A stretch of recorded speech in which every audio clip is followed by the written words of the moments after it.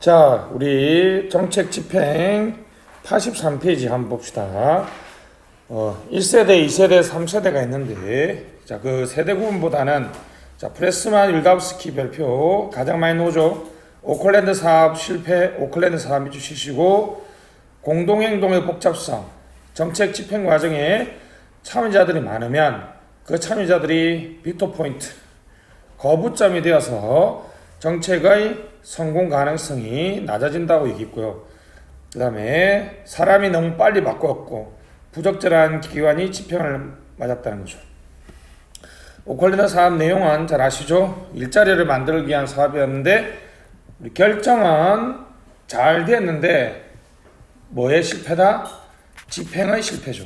그래서 우리가 결정만 되면 바로 정책이 성공할 것이라는 기존의 관점을 버리고 결정에서 성공적 집행이라는 중간에 링크가 있다는 링크. 그래서 우리가 잃어버린 연계, 무슨 링크? 집행은 결정과 정책의 성공을 연결하는 미싱 링크라고 얘기했다는 거죠. 그 다음부터는 쭉 나와 있습니다. 자, 2번 나카무라와 스모루도 갑시다.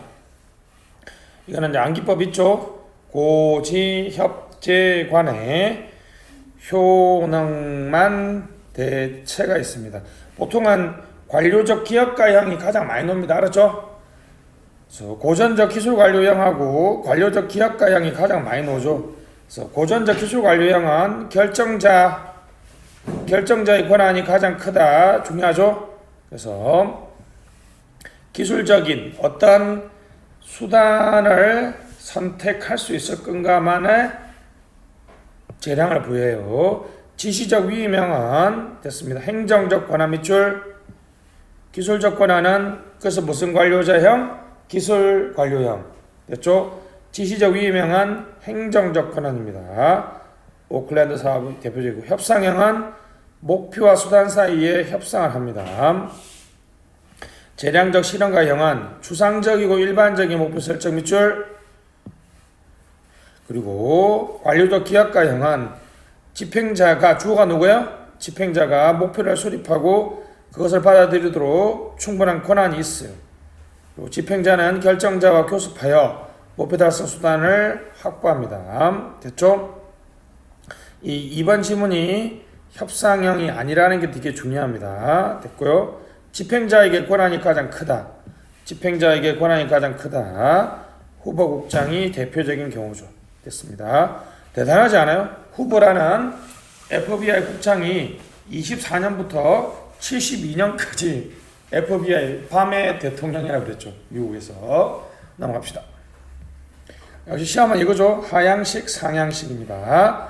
하향식은 정책 목표의 구현 밑줄, 상향식은 집행 현장에 대한 이해. 그렇죠? 정책 목표의 구현이니까 규범적이고 처방적인 성격이 있죠. 이해니까 설명적이고 실정적인 성격이 있습니다. 안정적이고 구조화된 상황, 유동적이고 불안정한 상황. 결정자가 성공 집행 요인을 구사하는 과정. 집행자들을 우리가 또 뭐라 그래요? 일선 관료라고 그러거나 전달자라고 하기도 하죠. 이해 했습니다. 그래서 연구 됐고요. 참여 보시죠. 중간 매개 집단 대리 정부를 부정적으로 바라본다. 하향식.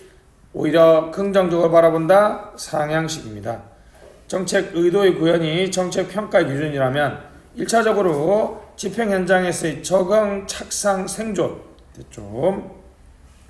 결정과 집행이 명확하게 구분된다는 정치행정 이원론, 여기는 구분되지 않는다는 정치행정 이론론의 사고방식이죠.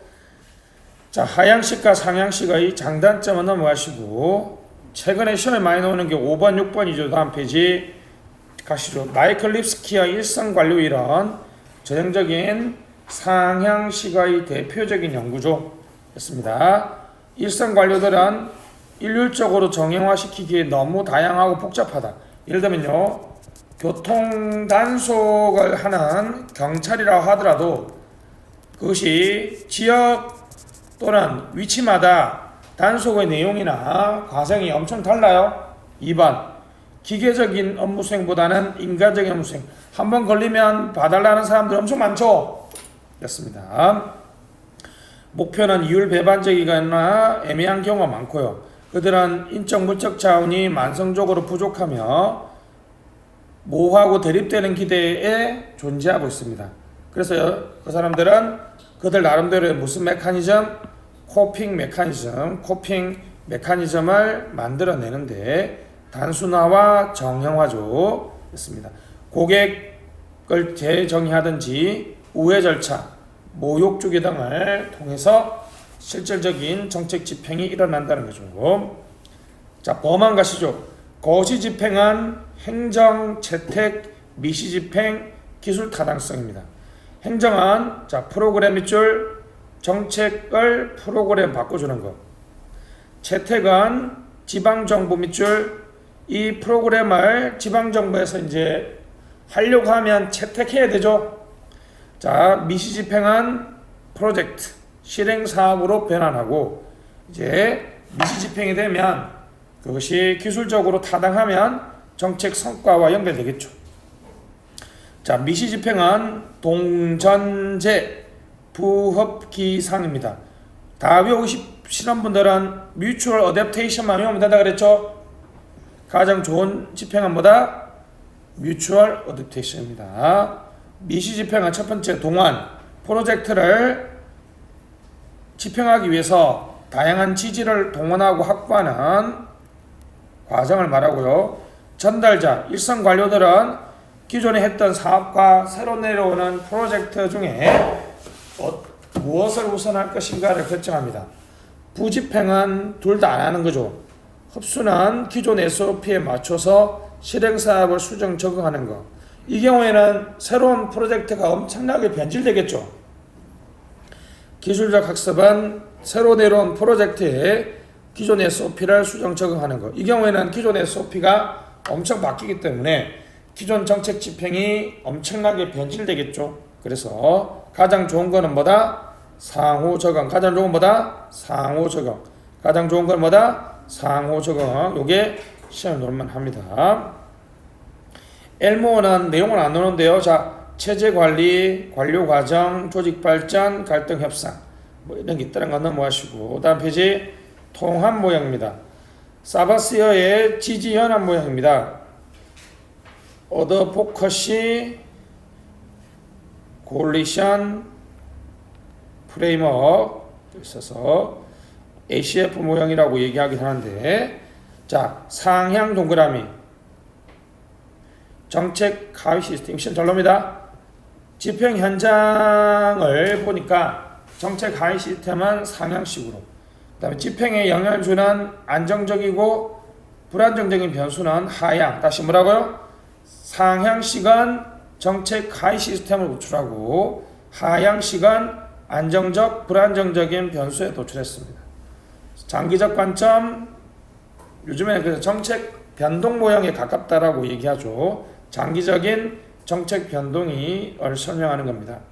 엘모어 상호 가역성의 논리 밑줄 통합을 주장하죠. 포워드 매핑은 하향식이고요. 백워드 매핑은 상향식인데 4번이 중요합니다. 전방향적 접근에 의해서 도출된 성공 집행 요인과 후방향 접근을 통해 일선 관료들의 집행 현장 요소를 상호 협상과 타협을 해서 선택하라는 것이죠. 자, 결정이 끝나면 바로 집행하는 게 아니라 집행 과정을 내려가서 다시 백워드로 올라와서 서로 합의 보는 것들을 집행해 내려가면 된다는 거죠. 이게 백워드 포워드를 왔다 갔다 할 수 있다. 상호 무슨 성? 가역성이죠. 됐죠? 맨랜드 갈등과 모호성인데요. 됐습니다. 여러분이 딱 봐도 어떻습니까? 관리적 집행하고 정치적 집행은 하향식이 타당하죠. 왜요? 모호성이 나타나는 것은 구체적으로 집행할 수 있다는 거죠. 모호성이 높다는 것은 상당히 추상적이기 때문에 실험적 집행과 상징적 집행은 상향식이 적합해요. 갈등과 모호성에 따라서 얘기를 하고 있다는 거고, 소렌 윈터는 시험이 잘 안 나오는데 결정과 집행의 연계성 및 결정 과정의 특징이 집행에 영향을 줄 수 있음을 강조하고 있습니다. 자, 성공적인 정책 집행의 요소가 나와 있습니다. 나머지는 쉽고요. 자, 동그란 세 번째 칸에 리플리와 플랭클리 밑줄 SOP가 형성된 정책 재밌죠? 그죠? 성공적 집행은 여러분 뭐라고요? 정책 효과가 달성된 것이 아니라 뭐가 형성된 집행? SOP가 형성된 집행이라는 거죠. 그래서 배분 정책이 가장 가능성이 높고 경쟁 규제와 보호 규제와 재분배 정책은 성공 가능성이 낮다고 얘기했죠. 재분배 정책은 무슨 대립? 이념 대립, 무슨 대립? 이데올로기적 대립 때문에 성공 집행 가능성이 낮다고 얘기했습니다. 자, 나머지 변수들은 다 넘어가시고 다음 페이지 88페이지 됐습니다. 요 집행 곤란만 동그라미 치면 되죠. 일단은 그죠? 조직화가 약한 경우에는 어떤 경우도 집행이 용이하죠. 자, 다시 조직화가 강하고 피해를 입는 즉 희생 집단이 같거나 큰 경우에만 뭐가 곤란해요? 집행이 곤란하다. 집행이 곤란하다. 그죠? 됐습니다. 자, 정책에 대한 순응과 불응인데요. 맨 밑에 순응 확보 수단 강압적, 공리적, 규범적. 더 이상 말이 필요 없고 나머지 내적 변수, 외적 변수는 쉬우니까 넘어가시고 기획 논쟁은 다음 페이지 하이에크만 믿으시면 되죠. 하이크 무슨 길? 기획이 많아지면 국민들을 뭘로 인도한다? 노예로 인도한다. 무슨 길? 노예로의 길 됐습니다. 안에 내용은 필요 없어요. 하이에크의 노예로의 길은 규제나 기획을 찬성한다, 반대한다? 반대합니다. 기획과 규제는 같은 말이죠. 여러분 도시계획은 기획인데 그 안에 내용은 뭡니까? 여기는 주거지역이니까 뭐 하지마 이런 거 담고 있죠. 됐습니다. 자, 찬성론 파이너 반동의 길 다시 파이너는 뭐라고요? 반동의 길 마나임 우리 시대 진단 홀콤 계획적 민주정부론 됐습니다. 넘어가시죠.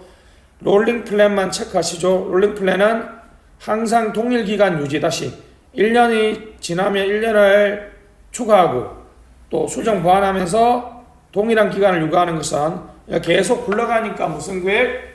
롤링 플랜이죠. 장점은 이상과 현실의 조화, 점정주의, 신축성, 적응성.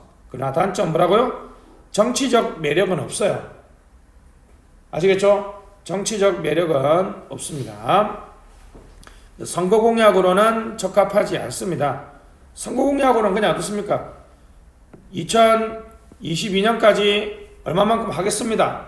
이렇게 제시하는 게 일반적이죠. 됐습니다. 넘어가시죠. 기획 전제입니다. 기획 전제. 우리 흔히 이야기하는 뭡니까? 전제 조건이에요. 전제 조건. 자, 우리가 출산율을 높이려면 우리나라가 2026년에 초고령 사회에 진입한다는 무슨 조건? 전제 조건이 있어야 되겠죠. 기획 전제. 미래 상황에 대한 일정한 가정 밑줄, 미래에 대한 일정한 가정을 뭐라 그런다? 기획 전제. 기획 전제를 수립한 다음 통제 불가능한 변수를 제외시켜서 기획을 짠다는 것이죠. 그레시안 법칙은 잘 알 거니까 넘어가고요.